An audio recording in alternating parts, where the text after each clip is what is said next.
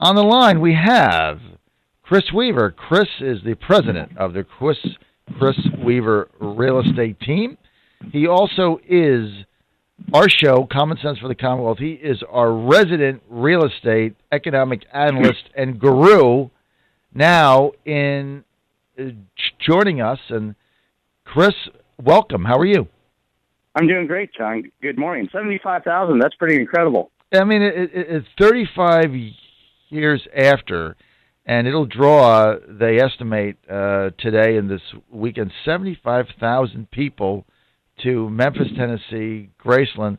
I mean, you're talking about an enduring legacy. There it is right there. Now, speaking of legacy, Kris, your legacy is trying to figure out what's going on in the real estate market. And by the way, welcome to Richmond and our audience. Thank you, John.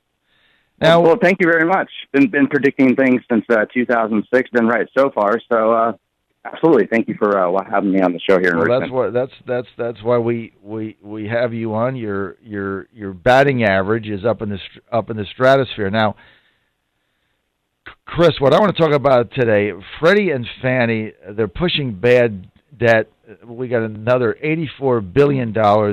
This is another one of these things under the radar screen, national media not picking it up. And Fannie Mae and Freddie Mac have now expanded efforts to get refunds on soured mortgages, which is going to increase the cost of faulty home loans and foreclosures at the biggest U.S. bank since 2007.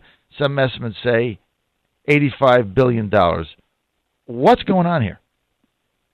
Well, what they're doing is they're looking back through their books. I mean, they've had to shell out so much money, and of course, the government has intervened and given billions and billions of dollars to prop them up and keep them going. Of course, we got to have them going, or the whole housing market will completely fall apart. I don't think a lot of people realize it, but Fannie and Freddie, to a large degree, fuel about 80% of our current housing activity. If you pulled them out of the equation, well, no one would be able to buy a house for a little while. I'm sure people would step in, investors and investment banks, but you'd not see the interest rates that we have right now, and the liquidity just wouldn't be out there.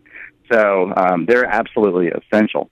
So what they've done is, over the last couple of years, they've really been looking at just basically staying in business, being able to continue to monetize loans and keep that part of the process going. They've also been working really hard on making sure that they have a really good bank-owned REO process so that they can get rid of the properties that they have. I think now that they've done that, they've kind of focused their time in on, okay, well, what happened bad in the past? What do we need to look at? And where can we recoup some of this money? So, I mean, they have been doing this for a while, looking at the bad debts that the larger banks have written and sold those mortgages to them.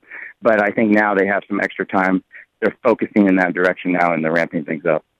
Now, one thing that's kind of an eye-popper here, Kris, is Fannie Mae has actually been run since June by their chief executive officer, Timothy Mayapopoulos. Now, this is the guy. This is the guy that was fired. Okay, now this is just government bureaucracy run amok that defies the logic. Okay, the guy Timothy Mayapopoulos, right? He was fired from Bank of America in 2008 over terrible decisions that he made concerning their buying of Merrill Lynch and other things. Now he shows up the CEO of Fannie Mae. How does that make any sense? Well, it really doesn't make a whole lot. I mean, obviously, the purchase of Merrill Lynch, when Bank of America took them over, when you looked at their trouble assets, or at that point, their high-producing assets, they were levered up, I think, all the way up to 160 to 1.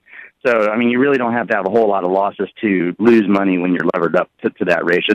That would mean that if you had $1.60 of liquidity, cash to invest, you could go ahead and borrow $160 on that. So you can imagine $1 billion of liquidity would get you $160 billion of loans.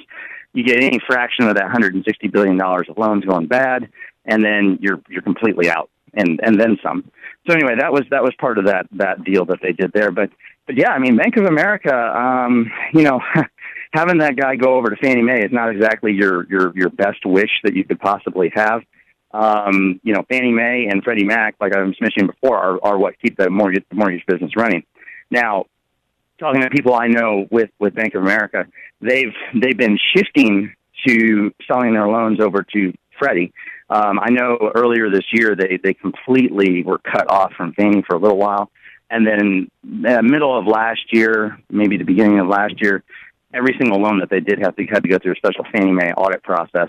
Like literally every time you submitted a loan, it would go through their approval process, and then it would go through a Fannie Mae approval process, and then come back to them and go through closing. So they really had to jump through a lot of hoops. But this idea of this guy going over to Fannie is just really not what you want to have. So they've shifted their selling of their loans over to Freddie Mac.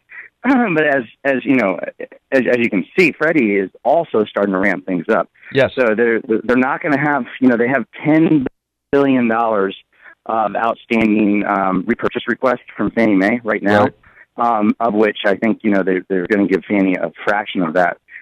And they're not really on great terms with Fannie. So Freddie Mac is who they're working with now. And from what I understand, they're also talking to, portfolio lenders, which are your investment banks. But, of course, that money is not as easy to come by and not as cheap. So it's going to be interesting in the coming months as Freddie starts making requests on them, and they're either going to have to pay on those requests, or of course, Freddie is going to just kind of tell them, we're not going to buy your loans, which really puts them in a bad position. Now, why don't we relate this back, if you will, Kris, to the Central Southeastern Virginia real estate market with this $84 billion another taxpayer cost on these bad loans. How is this going to have any impact on the real estate market right now in Central and Southeast Virginia? Well, as long as the loans are continuing to be securitized from Freddie and Fannie, not particularly. The impact is really going to be on the people who work for these companies, and moreover the shareholders. While these companies are turning profits, even with all these payments that they're having to make, there's still a very, very large overhang of this debt. And as more and more investigations being done on these loans, there's more and more that are being called. Additionally, I think what you're having happen is a little bit of a herd mentality occurring where Fannie and Freddie are trying to go ahead and get their money back, and I think they're getting to the point where they're becoming successful with that. The other private companies that have lent money, investors, investment banks, large investors, they're probably going to jump on the bandwagon too and look at what they have in their book.